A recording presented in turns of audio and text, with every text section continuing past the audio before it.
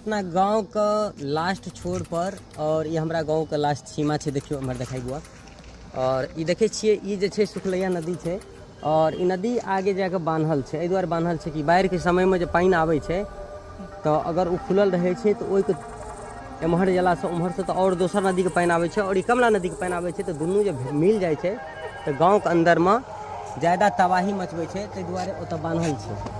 और देखियो अखन कते खूबसूरत सूर्यास्त भ रहले हन, एते मस्त लग रहले हन। और ई सूर्यास्त जे छे ना अपने के कतौ देखे के लेल नहीं मिलत। जो अपने गाँव से रहे छिए, अपने गाँव में रहे छिए तखने अहाँके ई सब सूर्यास्त देखे के लेल एतेक बेहतर प्राकृतिक के साथ सनसेट भ रहले हन।